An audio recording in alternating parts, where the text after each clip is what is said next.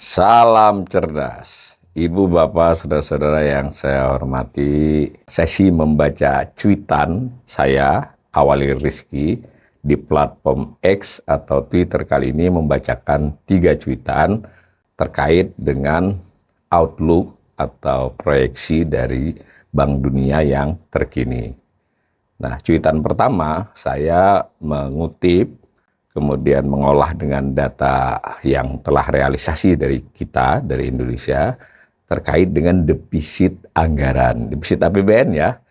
Nah, si Bank Dunia dalam publikasi terkininya yang berjudul Macro Poverty Outlook 2025 itu memproyeksikan, ya, memperkirakan berarti, meramalkan, apapun namanya, itu defisit kita di tahun 2025 ini yang sedang berjalan itu sebesar 2,70% dari PDB.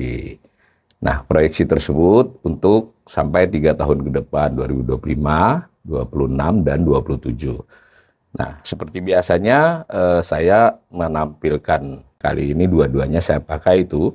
Di cuitan saya itu tampak grafik dari tahun 2000 sampai dengan 2027 dengan judul surplus atau defisit anggaran atas PDB. Jadi presentasi ya.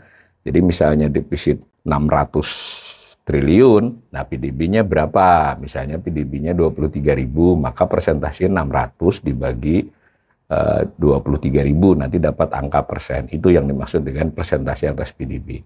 Nah, di gambar itu saya mengambil data dari Kementerian Keuangan, tapi juga dalam beberapa saya pakai BPS, terutama yang tahun 2024. Mengapa? Karena data Kementerian Keuangan masih bersifat sementara BPS sudah mengumumkan PDB-nya kan, defisit dibagi PDB, dinyatakan dalam persen. Nah, sedangkan yang 2025 sedang berjalan, tentu masih bersifat perakiraan ya, 26, 27, itu saya pakai data tadi, Macro Poverty Outlook-nya Bank Dunia tadi, yang baru rilis di bulan April ini. Nah, kalau dilihat begitu, 2,7 itu saya kaitkan dengan target di RPJMN ya. Jadi kita kan sudah punya RPJMN itu Rencana Pembangunan Jangka Menengah Nasional 2025 sampai dengan 2029. Eranya Pak Prabowo ini dipublikasikan oleh pemerintah dalam bentuk peraturan presiden, itu sudah bisa dilihat oleh publik pada bulan Februari lalu. Nah, di situ untuk 2025 diperkirakan 2,53%, sama dengan APBN. APBN juga kan, APBN yang sedang berjalan ini 2,53%. Tadi Bank Dunia 2,70, artinya defisit itu lebih lebar. Maksudnya lebih lebar ya berarti nominalnya lebih tinggi. Di APBN itu 616 triliun. Nah, ini kalau 2,70 selisihnya kan 0,17%. Itu tidak kecil ya. Saya sudah katakan tadi dikalikan PDB. Itu bisa berarti sekitar 100-an triliun, bisa lebih. Jadi bisa tergantung PDB-nya nanti. Jadi bisa defisitnya menurut proyeksi ini di kisaran 700 jadinya defisitnya. Kita tidak tahu persis bagaimana tim Bank Dunia menghitungnya, tapi kelihatannya mereka menghitung dari rencana-rencana pemerintah untuk menambah belanja atau sekurang-kurangnya mempertahankan, sementara pendapatannya mungkin diperkirakan turun itu. Nah, kalau kita lebih jauh melihatnya, RPJMN memang tidak meruntut ya. Biasanya RPJMN itu misalnya 2025, 26, 27, 28, 29. Tapi khusus RPJMN kali ini ada 2025 langsung ke 2029. Nah, 2029 itu 2,45 sampai 2,50%. Ya anggap aja 2,5% ya.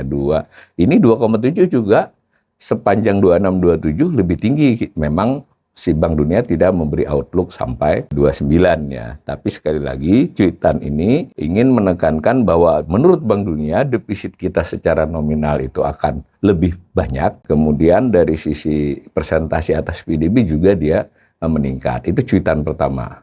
Cuitan kedua, nah ini saya tampilkan surut mundur ya. Tadi saya cari tahu di outlook tersebut itu apa kira-kira yang menyebabkan mereka menduga defisit itu sebesar itu. Ternyata dari data ini memang salah satu sebabnya adalah dia memproyeksikan pendapatan negara Indonesia itu secara persentase atas PDB, mungkin secara nominal bisa meningkat dibandingkan 2024, 2025 ini sedikit meningkat. Tetapi secara persentase atas PDB dia turun, karena PDB-nya mungkin naik lebih cepat dalam perkiraan ini. Nah, mereka memproyeksikan 2025 ini 11,90% atas PDB. Pendapatan ya, tadi kalau defisit 2,70, karena defisit itu adalah pendapatan dikurangi pengeluaran ya. Ini menarik ya, karena 11,90% itu termasuk rendah ya. Selain COVID, selain 2020 ketika COVID, ini yang terendah selama lebih dari 2 dekade ini. Memang kemudian membaik di 2026 menjadi 12,30%, lalu 2027 menjadi 12,40%. Artinya ini 2027 masih lebih buruk dari 2024 yang lalu. Ya itu satu. Yang kedua, kita bandingkan dengan RPJMN lagi. Nah, RPJMN ini memang di 2029 itu menaruh patok agak lebar tuh 13,75 sampai 18. Kalau kita ambil tengahnya 16 saja, berarti kan jauh ini.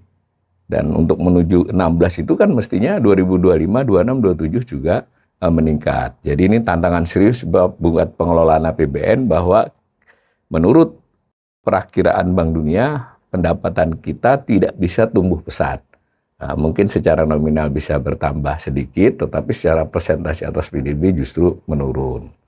Nah, kemudian cuitan yang ketiga, akibat defisit tadi, nah defisit sendiri disebabkan terutama oleh pendapatan yang melambat tumbuhnya, maka kita memerlukan utang yang lebih banyak, pemerintah. Nah, pemerintah menjadi berutang yang lebih banyak dari biasanya. Nah, berutang lebih banyak dari biasanya satu, yang kedua berutangnya tumbuh lebih cepat dari pertumbuhan PDB. Nah, kan pemerintah sendiri biasa tuh mengutarakan rasio utang atas PDB. Nah, proyeksi Bank Dunia kita di tahun 2025 nanti 40,10% dari PDB. Nah, yang 2020 yang sudah berlalu itu 39,5 ya menurut Bank Dunia, tapi nanti perhitungan persisnya 39,75, karena waktu Bank Dunia buat ini juga PDB-nya belum publish ya, meskipun ini dokumen April, tapi olahannya kan biasanya sampai Januari, Februari, nah kan belum sempat. Tapi intinya tetap naik berapapun. Nah, uniknya seiring dengan defisit yang di cuitan pertama tadi di 2026, rasio utang naik lagi jadi 40,80, kemudian menjadi 41,40 2027. Padahal RPJMN itu menargetkan 2025 ini 39,15. Bandingkan ya, 39,15 dengan 40,10, 1%. Saya ulangi, kalau 1% dari 23.000 misalnya, nanti ini, itu berarti 230 triliun selisih posisi utangnya. Nah, kalau menurut perkiraan Bank Dunia ini, dan sebenarnya pemerintah sudah berkali-kali mengatakan akan menjaga di bawah 40%. Nah, kalau menurut Bank Dunia ini 2025 saja itu akan kesulitan, apalagi sampai di tahun-tahun mendatang. Itu kan naik itu sampai 2027. Pemerintah berusaha menjaga di 39 sampai 40 ya.